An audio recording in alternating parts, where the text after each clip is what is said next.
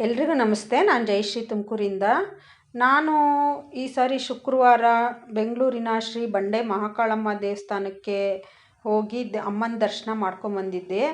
ಆ ವಿಡಿಯೋನ ನಾನಿವತ್ತು ನಿಮ್ಮ ಜೊತೆ ಶೇರ್ ಮಾಡ್ಕೊತಾ ಇದ್ದೀನಿ. ನೋಡಿ, ಇದು ಈ ಆರ್ಚಿನ ಆ ಕಡೆ ಬೃಂದಾವನ ನಗರ ಅಂತ ಅಂದ್ಬಿಟ್ಟು ಬೋರ್ಡ್ ಇದೆ. ಮತ್ತು ಶ್ರೀನಗರ ಅಂತ ಬಸ್ ಸ್ಟಾಪ್ ಅಂತಲೂ ಅಲ್ಲಿ ಮುಂದ್ಗಡೆ ಆ ಕಡೆ ಆಟೋ ಸ್ಟ್ಯಾಂಡ್ ಹತ್ರ ಒಂದು ಬೋರ್ಡ್ ಇದೆ.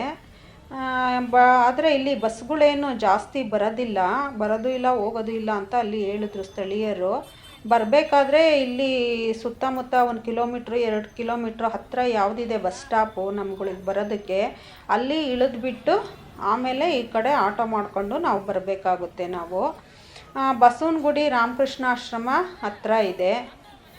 ಹೋಗ್ಬೇಕಾದ್ರೆ ಅಲ್ಲಿಗೆ ಹೋಗ್ಬಿಟ್ಟು ಆ ಕಡೆ ಮಾರ್ಕೆಟು ಮೆಜೆಸ್ಟಿಕ್ಕಿಗೆಲ್ಲ ಬೇಕಾದಷ್ಟು ಬಸ್ಗಳು ಸಿಗ್ತವೆ.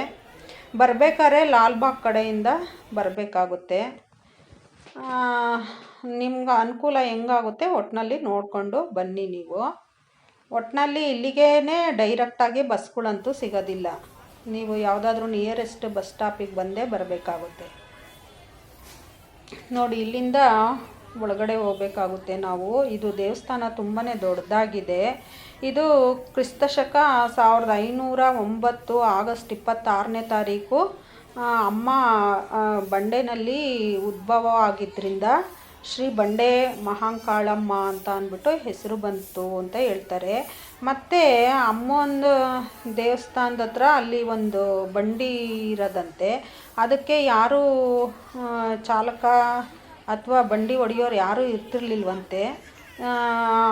ಅದು ಬಂಡಿನೇ ಅದಾಗದೇ ಊರಿನ ಗ್ರಾಮದ ಜನರು ಮನೆ ಬಾಗಿಲಿಗೆ ಬಂದು ನಿಂತ್ಕೊಳ್ಳೋದಂತೆ. ಅಂದರೆ ಅಮ್ಮ ಯಾರು ಪೂಜೆ ಅವ್ರ ಹತ್ರ ಮಾಡಿಸ್ಕೋಬೇಕು ಅಂತಿರ್ತಾರೋ ಅವ್ರ ಮನೆ ಮುಂದೆ ಅದಾಗದೇ ಬಂಡಿ ಬಂದು ನಿಂತ್ಕೊಳ್ಳೋದಂತೆ.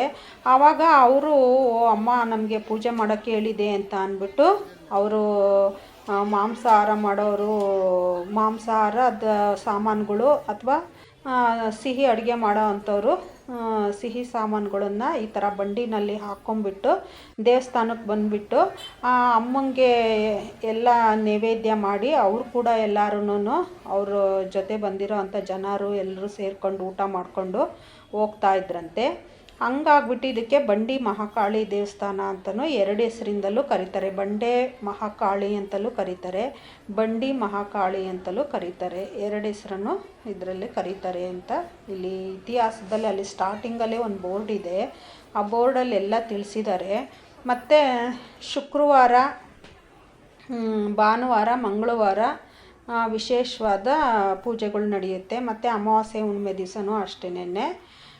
ಇನ್ನು ಮಿಕ್ಕಾದಂತೆ ಪ್ರತಿದಿನ 6ರಿಂದ ರಾತ್ರಿ 9ರವರೆಗೂ ಕೂಡ ದೇವಸ್ಥಾನದ ಬಾಗಿಲು ಯಾವಾಗಲೂ ಸದಾ ಬರೋವಂಥ ಭಕ್ತಾದಿಗಳಿಗೆ ಯಾವಾಗಲೂ ತೆಗೆದೇ ಇರುತ್ತೆ. ಆದರೆ ವಿಶೇಷವಾದ ಪೂಜೆಗಳು ಮಾತ್ರ ಶುಕ್ರವಾರ, ಮಂಗಳವಾರ, ಭಾನುವಾರ, ಅಮಾವಾಸ್ಯೆ ಹುಣ್ಣಿಮೆ ದಿವಸ ಇರುತ್ತೆ ಇಲ್ಲಿ. ಮತ್ತು ಇಲ್ಲಿ ಒಳಗಡೆ ಹೋದರೆ ಅಮ್ಮಂದು ವಿಗ್ರಹ ಉದ್ಭವ ಆಗಿದೆಯಲ್ಲ, ಅಲ್ಲಿ ಅಭಿಷೇಕದ ನೀರನ್ನು ಅಮ್ಮನ ಪಾದದ ಹತ್ರ ನಾವು ತಲೆ ಇಟ್ಕೊಂಡ್ರೆ ಅಲ್ಲಿ ಮೇಲಿಂದ ಅಮ್ಮಂಗೆ ಅಭಿಷೇಕ ಮಾಡ್ತಾರಲ್ಲ ಆ ನೀರು ನಮಗೆ ಸೀದಾ ಬೀಳುತ್ತೆ. ಅದು ಒಂದು ತುಂಬಾ ಸಂತೋಷ ತರುತ್ತೆ. ಯಾಕಂದರೆ ಅಮ್ಮನ ಮೇಲೆ ಬೀಳೋ ನೀರನ್ನು ನಮ್ಮ ಮೇಲೆ ಹಾಕಿಸ್ಕೊಂಡ್ರೆ ನಮ್ಗೆ ಅದೆಷ್ಟು ಸಂತೋಷ ಅಂತ ಅದು ಹಾಕಿಸ್ಕೊಂಡಾಗಲೇ ಗೊತ್ತಾಗೋದು. ನಿಜವಾಗ್ಲೂ ಈ ಥರ ಒಂದು ವ್ಯವಸ್ಥೆ ಇನ್ನೂ ನನಗೇನಪ್ಪ, ನಾನು ಇದುವರೆಗೂ ಬೇಕಾದಷ್ಟು ದೇವಸ್ಥಾನಕ್ಕೆ ಹೋಗಿದ್ದೀನಿ, ಎಲ್ಲೋ ಆ ಥರ ಇಲ್ಲ. ಇಲ್ಲಿ ಅದೊಂದು ನನಗಂತೂ ತುಂಬಾ ಇಷ್ಟ ಆಯಿತು.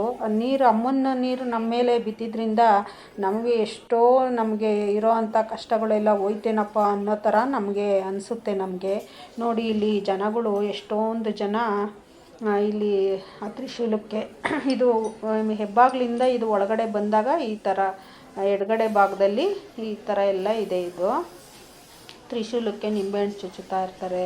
ಮತ್ತು ನಿಂಬೆಹಣ್ಣು ದೀಪದ ಆರತಿಗಳನ್ನ ರೆಡಿ ಮಾಡಿಕೊಂಡು ದೀಪನ ಬೆಳಗ್ತಾರೆ ಎಲ್ಲರೂ. ಆಮೇಲೆ ಅವ್ರದ್ದು ಏನಾದರೂ ಹರಕೆ ಅದು ಇದು ಇದ್ದರೆ ನೋಡಿರಿ, ಈ ಥರ ಬೀಗಗಳೆಲ್ಲ ಸುಮಾರು ಜನ ಒಂದು 2-3 ಕಡೆ ತುಂಬಾ ಬೀಗಗಳು ಕೂಡ ಎಲ್ಲದನ್ನು ಹಾಕಿದ್ದಾರೆ ಅಲ್ಲಿ. ಈ ಥರ ಅಮ್ಮನ ವಿಗ್ರಹಗಳಲ್ಲಿ ತುಂಬ ಕಡೆ ಇದೆ, ಒಂದು ಕಡೆ ಅಲ್ಲ. ಥರ ಎಷ್ಟೊಂದು ವಿಗ್ರಹಗಳು ಅಲ್ಲಲ್ಲಲ್ಲೇ ವಿಗ್ರಹಗಳಿದ್ದಾವೆ ಇವು. ಇದು ನೋಡಿ ಅಮ್ಮಂದು ಒಳಗಡೆ, ಇದು ದೇವಸ್ಥಾನದ ಒಳಗಡೆ ಅದು ಅಮ್ಮ ಇದ್ದರೆ, ಇದು ಹೊರಗಡೆಯಿಂದ ಅಲ್ಲಿ ನಿಂತ್ಕೊಂಡ್ರೆ ಅದು ಮರದ ಕೆಳಗಡೆ ಒಂದು ಸ್ವಲ್ಪ ಜಾಗ ಬಿಟ್ಟಿದ್ದಾರೆ, ಅಲ್ಲಿ ಕಿಟಕಿ ಥರ ಇದೆ, ಅಲ್ಲಿಂದ ಅಮ್ಮಂದು ಅಲಂಕಾರನ ಹೊರಗಡೆ ಇರೋರು ಕೂಡ ನೋಡ್ಬೋದು. ಮತ್ತು ನೋಡಿರಿ ರಾಜ್ಕುಮಾರು ಫೋಟೋಗಳು, ತುಂಬ ಜನದ ಫೋಟೋಗಳೆಲ್ಲ ಅಲ್ಲಿ ಹೊರಗಡೆ ಎಲ್ಲ ಹಾಕಿದ್ದಾರೆ. ಇದು ಒಂದು ಸಾಯಿಬಾಬಂದು ಹೋಗ್ತಾನೆ ಎಡಗಡೆ ಭಾಗದಲ್ಲಿ ಇದು ಸಾಯಿಬಾಬಂದು ದೇವಸ್ಥಾನ ಒಂದು ವಿಗ್ರಹನೂ ಕೂಡ ಅಲ್ಲಿ ಇಟ್ಟಿದ್ದಾರೆ ನಮಸ್ಕಾರ ಮಾಡ್ಕೊಳ್ಳೋದಕ್ಕೆ. ನಾವು ಬರ್ತಿದ್ದಂಗೆ ಫಸ್ಟ್ ಏನು ಮಾಡಬೇಕು, ಈ ಥರ ಪೂಜಾ ಸಾಮಗ್ರಿ ಮಳಿಗೆ ಅಂತ ಇದೆ, ಇದು ಸೀದಾ ಎಡಗಡೆ ಭಾಗದಲ್ಲಿ ಕೊನೆಯಲ್ಲಿದೆ ಇದು ದೇವಸ್ಥಾನ, ಅದು ಅಂಗಡಿ. ಅಲ್ಲಿ ನಾವು ಫಸ್ಟು ತಡೆ ಏನಾದರೂ ಒಡ್ಸೋದಿದ್ರೆ ಅಥವಾ ನಮಗೆ ದೃಷ್ಟಿ ದೋಷ ಆಗಿದ್ದರೆ ಅದು ಅಲ್ಲಿ ಪೂಜೆ ಸಾಮಾನು ಸಿಗುತ್ತೆ.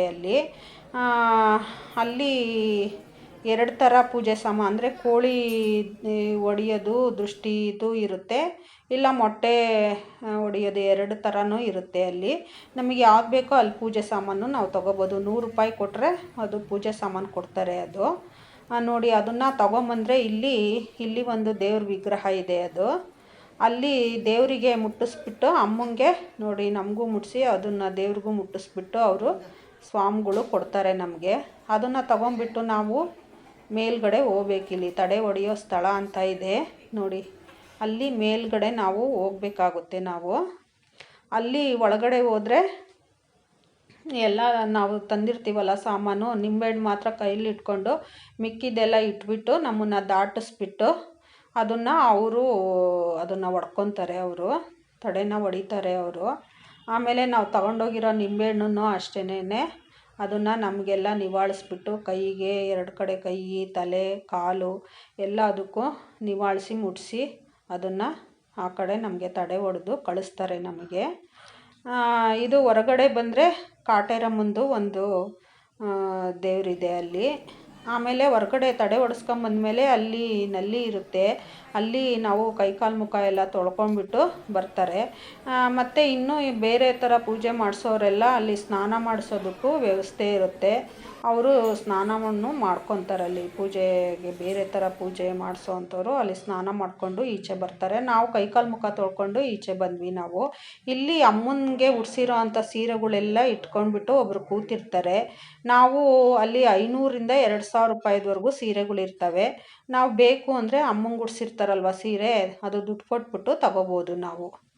ಆಮೇಲೆ ನೋಡಿರಿ, ಇದು ಕುಜ ದೋಷ ಅಥವಾ ಬೇರೆ ಯಾವುದಾದ್ರೂ ದೋಷಗಳಿದ್ದರೆ ಸುದರ್ಶನ ಹೋಮ, ಆಮೇಲೆ ಚಂಡಿಕಾ ಹೋಮ, ಎಲ್ಲ ಥರದ ಪೂಜೆಗಳನ್ನು ಇಲ್ಲಿ ಮಾಡ್ತಾರೆ. ಮತ್ತು ಧನ ಸಹಾಯ ಮಾಡೋ ಅಂಥವ್ರು ಅಕೌಂಟ್ ನಂಬರ್ ಎಲ್ಲ ಅಲ್ಲಿ ಹಾಕಿದ್ದಾರೆ. ಆಮೇಲೆ ಅಮ್ಮಂಗೆ ಅಭಿಷೇಕ ಇರುತ್ತೆ. ಆಮೇಲೆ ಹಾಲಿನ ಅಭಿಷೇಕನೂ 3 ಗಂಟೆ ಮೇಲಿರುತ್ತೆ. ಆಮೇಲೆ 3 ಗಂಟೆವರೆಗೂ ಮಾತ್ರನೇ ಅದು ಅಮ್ಮಂದು ಅಭಿಷೇಕದ ನೀರನ್ನು ನಮ್ಮ ಮೇಲೆ ಹಾಕೋದವರು. ಅದಾದಮೇಲೆ ದೇವರಿಗೆ ಅಮ್ಮಂಗೆ ಅಲಂಕಾರ ಮಾಡಿ ಕೂರಿಸ್ತಾರೆ. 3 ಗಂಟೆ ಆದಮೇಲೆ ಅದು ಮೈ ಮೇಲೆ ನೀರು ಹಾಕೋದು, ಅಂದರೆ ಅಮ್ಮಂದು ಅಭಿಷೇಕದ ನೀರು ನಮಗೆ ಹಾಕ್ತಾರಲ್ಲ, ಅಮ್ಮನ ಮೇಲಿಂದ ಹಾಕಿದ್ದು ನಮಗೆ ಬೀಳುತ್ತಲ್ಲ, ಆ ನೀರಿನ ವ್ಯವಸ್ಥೆ ಇರೋದಿಲ್ಲ. 3 ಗಂಟೆವರೆಗೂ ಮಾತ್ರನೇ ಇರುತ್ತೆ ಇದು ನೋಡಿ, ಇದು ಆ ಕಡೆ ಅದೇ ತಡೆ ಹೊಡಿಯೋಕ್ಕೆ ಹೋಗೋದಿದು. ಇದು ಎದುರುಗಡೆ ಈ ಕಡೆ ಸೈಡು, ಬಲಗಡೆ ಸೈಡು ಇದು ಅಮ್ಮನ ದರ್ಶನಕ್ಕೆ ಹೋಗೋದಿದು. ಒಳಗಡೆ ಎಲ್ಲ ಮೊಬೈಲೆಲ್ಲ ಅಲೋ ಮಾಡೋದಿಲ್ಲ ದೇವ್ರ ದರ್ಶನಕ್ಕೆ ಒಳಗಡೆ ಹೋದಾಗ. ಇಲ್ಲಿವರೆಗೂ ಮಾತ್ರ ಅಲೋ ಇರುತ್ತೆ. ಅಲ್ಲಿ ಅಮ್ಮಂದು ಒಳಗಡೆ ಹೋದಾಗ ಮೊಬೈಲೆಲ್ಲ ಆಫ್ ಮಾಡಿ ಎತ್ತಿಕ್ಕೊಳ್ಳಿ ಅಂತ ಹೊರಗಡೆನೇ ಬೋರ್ಡ್ ಇರುತ್ತೆ ನೋಡಿ. ತುಲಾಭಾರ ಕೊಡೋ ಅಂಥವ್ರು ಇಲ್ಲಿ ತುಲಾಭಾರ ಕೊಡ್ಬೋದು ಅಂತ ಅಂದ್ಬಿಟ್ಟು ಅಲ್ಲಿ ಒಂದು ಕೂಡ ಬೋರ್ಡ್ ಇದೆ. ಆಮೇಲೆ ಅಮ್ಮಂಗೆ ನಾವು ಒಳಗಡೆ ಹೋಗಿ ನೀರೆಲ್ಲ ಹಾಕಿಸ್ಕೊಂಡು ಹೊರಗಡೆ ಬಂದರೆ ಅಲ್ಲಿ ಅಮ್ಮನ ಹಿಂದ್ಗಡೆನೇ ಅದು ಬಂಡೆ ಇರುತ್ತಲ್ಲ, ದೊಡ್ಡ ಬಂಡೆ, ಅಲ್ಲಿ ಆ ಕಡೆ ಹಿಂಭಾಗನೇ ಇಲ್ಲಿ ಒಂದು ಅಮ್ಮಂದು ದೇವ್ರದ್ದು ಒಂದು ವಿಗ್ರಹ ಇದೆ. ಅಲ್ಲಿ ಏನಾದರೂ ನಮಗೆ ತೊಂದರೆ ಇದೆ ನೋಡಿ, ಇದು ಅಮ್ಮಂದು ವಿಗ್ರಹ, ಇದು ಬಂಡೆದು ಹಿಂಭಾಗ. ಇದು ಆನೆದೆಲ್ಲ ಅಲ್ಲಿ ಪೇಂಟ್ ಮಾಡಿದ್ದಾರೆ, ಚಿತ್ರ ಮಾಡಿದ್ದಾರೆ. ಇದು ಅಲ್ಲಿ ಶಾಸ್ತ್ರನೂ ಹೇಳ್ತಾರೆ, ಕವಡೆ ಹಾಕ್ಬಿಟ್ಟು ನಮಗೆ ಯಾವ ಥರ ತೊಂದರೆ ಇದೆ ಅಂತ ಅಂದ್ಬಿಟ್ಟು ಶಾಸ್ತ್ರ ಹೇಳ್ತಾರೆ ನೋಡಿ. ಇಲ್ಲಿ ದೇವೇಗೌಡರು, ಕುಮಾರಸ್ವಾಮಿ ಅವರು, ಮತ್ತು ನಿಖಿಲ್ ಕುಮಾರಸ್ವಾಮಿ, ಅನಿತಕ್ಕ ಅವರು, ತುಂಬ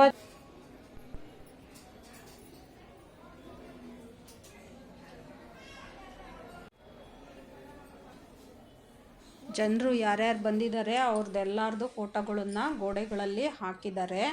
ದರ್ಶನ ಮಾಡ್ಕೊಂಡು ಹೊರಗಡೆ ಬರ್ತಿದ್ದಂಗೆ ಅಲ್ಲೇ ಕೌಂಟ್ರಲ್ಲಿ ದೇವಸ್ಥಾನದ ಒಳಗಡೆನೇ ಅಲ್ಲೇನೆ ಲಾಡು, ತೀರ್ಥ ಮತ್ತು ಅಂಕೋಲೆ ಕಡ್ಡಿ ಮನೆಗೆ ಹಾಕ್ಕೊಳ್ಳೋದಕ್ಕೆ ಅದೆಲ್ಲದನ್ನು ಒಂದು ಕೌಂಟ್ರಲ್ಲಿ ಸಿಗುತ್ತೆ ನಮಗೆ. ಅದನ್ನು ನಾವು ಏನೇನು ಬೇಕೋ ಅದನ್ನು ದುಡ್ಡು ಕೊಟ್ಟು ತಗೋಬೋದು. ಮತ್ತು ಅಲ್ಲೇ ಪಕ್ಕನೇ ತೀರ್ಥನೂ ಕೊಡ್ತಾರೆ. ಮತ್ತು ಇದು ತಾಯ್ತ ಬೇಕು ಅಂದರೆ 20 ರೂಪಾಯಿಗೆ ತಾಯ್ತಗಳು ಕೊಡ್ತಾರೆ. ಇಲ್ಲ ನಮಗೆ ದರ್ಶನ ಮಾಡ್ತೀವಲ್ಲ ಅಲ್ಲೇ ಪುರೋಹಿತ್ರನ್ನ ಕೇಳಿದ್ರೆ 100 ರೂಪಾಯಿ ತಾಯ್ತನೂ ಕೂಡ ಅಲ್ಲೇ ಅಮ್ಮನ ಸನ್ನಿಧಾನದಲ್ಲೇ ಕೊಡ್ತಾರೆ. ಅಲ್ಲೂ ಬೇಕಾದರೆ ಕೇಳಿಬಿಟ್ಟು ಇಸ್ಕೋಬೋದು ನಾವು. ಇಲ್ಲಿ ನೋಡಿ ಹೊರಗಡೆ ಬಂದರೆ ಇಲ್ಲಿ ಅನ್ನದ ಪ್ರಸಾದ ಮತ್ತು ಪಂಚಾಮೃತದ ಅಭಿಷೇಕದ ತೀರ್ಥ ಎಲ್ಲದನ್ನು ಇಲ್ಲಿ ಹೊರಗಡೆ ಕೊಡ್ತಾ ಇರ್ತಾರೆ. ಇಲ್ಲಿ ನೋಡ್ರಿ ಇವರು ಒಬ್ಬರು ನಾಯಿ ಮರಿನ ತುಂಬ ವರ್ಷಗಳಿಂದ ಒಂದು 10-15 ವರ್ಷದಿಂದ ನಾವು ದೇವಸ್ಥಾನಕ್ಕೆ ಯಾವಾಗ ಬಂದ್ರೂ ನಾಯಿನ ಜೊತೆಯಲ್ಲೇ ಕರ್ಕೊಂಬರೋದು ಅಂತ ತಿಳಿಸಿದ್ರು ಅವರು ತುಂಬ ವರ್ಷದಿಂದ ಇಲ್ಲಿ ಬರ್ತಾ ಇದ್ದಾರಂತೆ. ಬೇರೆ ಎಲ್ಲೂ ದೇವಸ್ಥಾನದಲ್ಲಿ ನಾಯಿನ ಒಳಗಡೆ ಬಿಟ್ಕೊಳೋದಿಲ್ಲ. ಆದರೆ ಇಲ್ಲಿ ನಾವು ದೇವ್ರ ದರ್ಶನಕ್ಕೆ ಹೋಗ್ಬೇಕಾದ್ರೂ ಕೂಡ ನಾಯಿನ ಜೊತೆಯಲ್ಲೇ ಕರ್ಕೊಂಡೋಗ್ತೀವಿ, ಇಲ್ಲಿ ಬಿಡ್ತಾರೆ ಅಂತ ಅಂದ್ಬಿಟ್ರು ಇವರು ತಿಳಿಸ್ಕೊಟ್ರು. ನನ್ನ ವಿಡಿಯೋ ನೋಡಿದಂಥ ನಿಮ್ಮೆಲ್ರಿಗೂ ಕೂಡ ಧನ್ಯವಾದಗಳು. ನನ್ನ ಚಾನಲ್ ಯಾರ್ಯಾರು ಸಬ್ಸ್ಕ್ರೈಬ್ ಮಾಡಿಲ್ಲ ದಯವಿಟ್ಟು ನಮ್ಮ ಚಾನಲನ್ನು ಸಬ್ಸ್ಕ್ರೈಬ್ ಮಾಡಿ. Thank you.